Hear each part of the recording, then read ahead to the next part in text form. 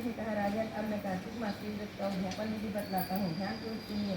व्रती को चाहिए कार्तिक माह में शुक्ल पक्ष की चतुर्थी को व्रत का संपूर्ण फल प्राप्ति के लिए तथा विष्णु की प्रसन्नता के लिए उद्यापन करें। तुलसी के ऊपर चंदुआ बनाए, बंदरवाल फूल से सुशोभित करें, चंवर से सुशोभित मंडप बनावे, चारों दरवाजे पर मिट्टी से बने हुए पुण्य सुशी और जय विजय 4 द्वारपाल को अलग अलग बैठावें। तुलसी की जड़ों में 4 रंगों द्वारा सर्वभक्त चक्कर बनावें, उसके ऊपर पंचरत्न नारियल रखें, शुद्ध वस्त्र का कलश को ढकें, फिर भगवान विष्णु का पूजन करें। द्वादशी को भगवान विष्णु जागे थे, त्रयोदशी को देवता ने अपने दर्शन के लिए, चतुर्थी को देवताओं को उसका पूजन किया, इसलिए भगवान विष्णु को उद्यापन पूजा की जाती है। उस दिन संयम चीज से व्रत करना चाहिए। अपने गुरु की मूर्ति बनाकर पूर्ण साचार में विधि नवेद और भगवान का पूजन करें। विधि प्रकार वाद्यों के साथ कीर्तन करता हूँ। उस रात्रि में जागरण करें। जो प्राणी श्रद्धापूर्वक भगवान का कीर्तन करते हैं, उन लोगों से जो जन्मों के पाप धुल जाते हैं, व्यक्ति भगवान का नियमित जागरण करके रात्रि भगवान का कीर्तन करते हैं, उनको असंख्य गोदान का फल मिलता है।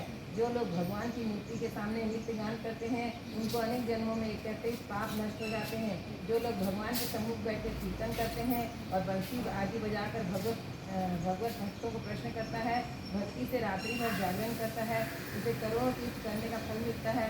पूर्णमासी को अपनी पत्नी सहित वेद पाठी ब्राह्मण को केवल एक ही श्रेष्ठ ब्राह्मण को उसकी पत्नी सहित बुलावे और उसे खीर आदि मधुर भोजन करावे, यथाशक्ति दक्षिणा देवे, क्योंकि पूर्णमासी को ही भगवान ने अपने भक्तों को वरदान दिया, मस्त रूप में धारण किया और एवं उस दिन दान हवन जप आदि भगवान विष्णु के नियमित किया जाता है। वह अक्षय फल का देने वाला होता है। इसीलिए व्रती 3 या 1 ब्राह्मण को समर्पित सामर्थ्य अनुसार भोजन करावे। उस ब्राह्मण को अपने सामर्थ्य के अनुसार दक्षिणा देकर प्रणाम करें। बाद में भगवान विष्णु की पूजा करके अन्य देवता तथा तुलसी को कपिला गाय का पूजन करें। व्रत की कथा सुनाने वाले गुरु और उपरोक्त ब्राह्मणों को वस्त्र भूषण आदि से पूजन करके उसके क्षमा प्रार्थना करें। प्रार्थना के मंत्र में अर्थ यह है कि आप लोग अनुकंपा का मुझ पर भगवान सदा भगवान प्रसन्न रहे। इस व्रत को करने से मेरे 7 जन्मों के किए हुए पाप नष्ट हो जाएंगे, मेरी संतान चिरंजीव हो, इस पूजा के द्वारा मेरे सभी इच्छाएं पूर्ण हो, मेरी मृत्यु होने के बाद मुझे अतिसिद्ध दुर्लभ विष्णु लोग प्राप्त हो। व्रत करने वाला इस प्रकार ब्राह्मण से क्षमा की प्रार्थना करें, उसे प्रश्न करके विदा करें। पूजा की सारी वस्तुओं के साथ गाय को गुरु को दान दें। तत्पश्चात घर वालों को मित्रों के साथ स्वयं भोजन करें। कार्तिक और माघ मास में उद्यापन का नियम इसी प्रकार बतलाए गए हैं।